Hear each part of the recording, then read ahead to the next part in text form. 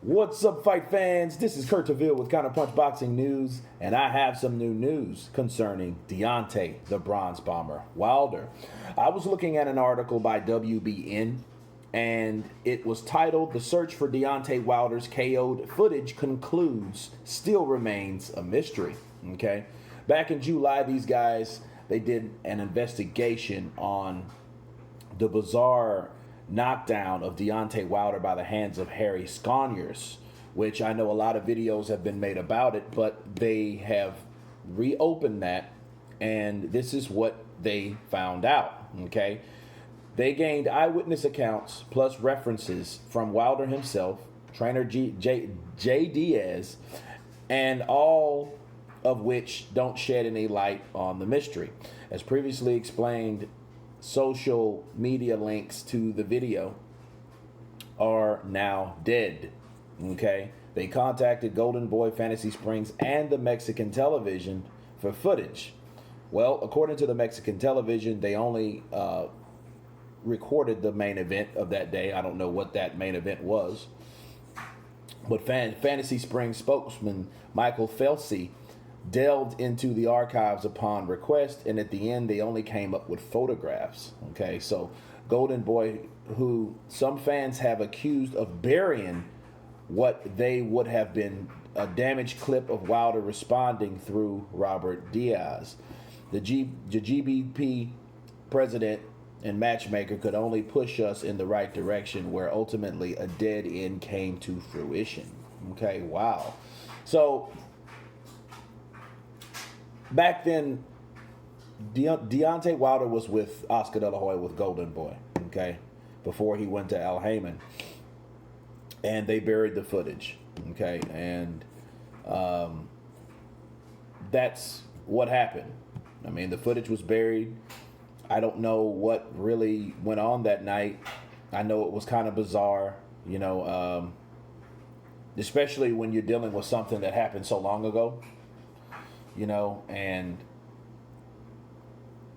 what happens in this situation is people question if Deontay Wilder was really knocked out. And this is what they said about it. Wilder himself opened up a kickoff on WNSP. Early in my career, he says, "I got dropped. I got a rabbit punch in the back of the neck. When the punch happened, instantly my neck started to swell." Okay, there was a knot back there. It was a blackout type of feeling. By the time I got back up, the ref was in my face, and I was like, "What's going on?" Dees, who was also his co-manager alongside Shelly Finkel, stated that on the Boxing Voice, Harold Sconyers, who didn't have a great record but had just knocked out Andre Perlet, he has 40 wins and 3 losses in his fight before Deontay, so we knew he was a live guy. Deontay knocked him down 2 or 3 times and moved in for the kill. Sconyers threw a punch. It landed kind of in the back of Deontay Wilder's head, but it still continued, or it was still counted. Deontay took it well, got up, and stopped it in the next round, so it can happen to anybody. It's just one of those things in boxing, behind the head, but hey, it's boxing. What are you going to do? Complain? You just get back up and you do the job. Now, to me, there's nothing wrong with this. It is sketchy on why it can't be found, but there's a good reason why it can't be found. I think Golden Boy saw it, and it didn't look. It wasn't the best look or the ideal look for the upcoming challenger. Okay, he was a novice fighter back in the day. I mean, this was 2010, so that's 10 years ago, and they just took it. You know, it was one of those small venues where he had a tough fight, and I believe he was knocked out. I think he was knocked out, but, you know, the rules that you can be saved by the bell or whatever, if those were the rules of that day. You can't see it on video, but if it was past 10 seconds and the way Deontay Wilder explained it, You know, he was knocked out. That's exactly the effect the person that got knocked out, how they perform and how they react. He said, by the time I got up, the ref was in my face and I was like, what's going on? You got hit. You know who had that same reaction? Luis Ortiz the last time he hit him. Okay? Now, they could say it behind the head punch. Maybe they lied. Maybe it wasn't behind the head. Why do you think they said it was kind of behind the head? No. If it was behind the head, it would have been a foul. However, you do have referees that don't see certain things. I understand that too. But all in all, he got up and stopped the guy in the next round anyway. So the question is, it's really not for Wilder, maybe his team, his promotional company. Why was it scrapped and why was it destroyed? Back to the first reason, right? It did not look good for Deontay Wilder. It was a bad look. It made him look bad. It made him look vulnerable. And it probably showed that he got knocked out. So there was reasons that he did. They did what they did because a lot of times people could look back at that footage because media is so powerful, people. I don't give a shit if it's new media, old media, true media. How about that?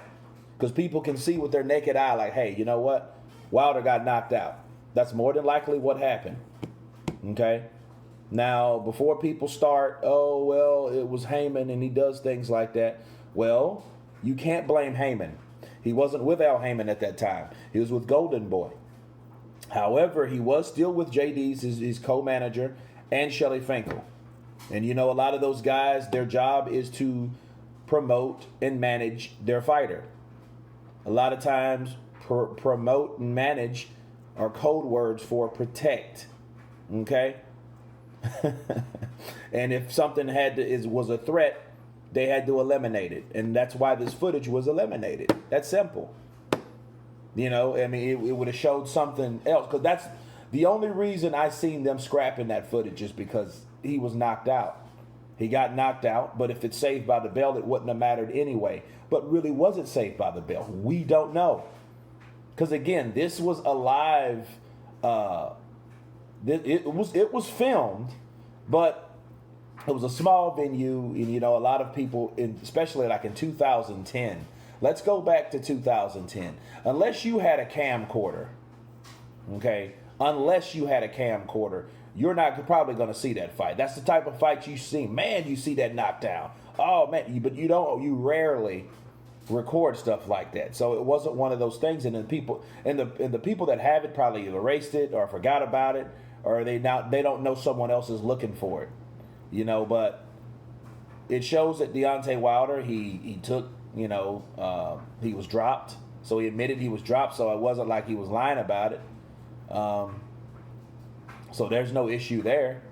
But was he hit, and did it go past 10 seconds? You know, who knows?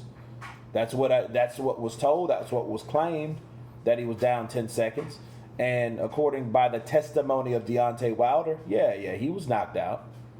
You know, but it was one of those things where, again, protection.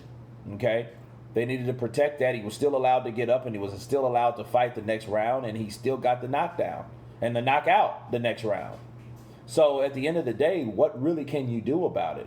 I say it's great PR work for them covering up something that they do for a lot of other people. That's what I see. But anyway, I think the person to ask is Harry Sconyers. I think they should go there unless they eliminated him too.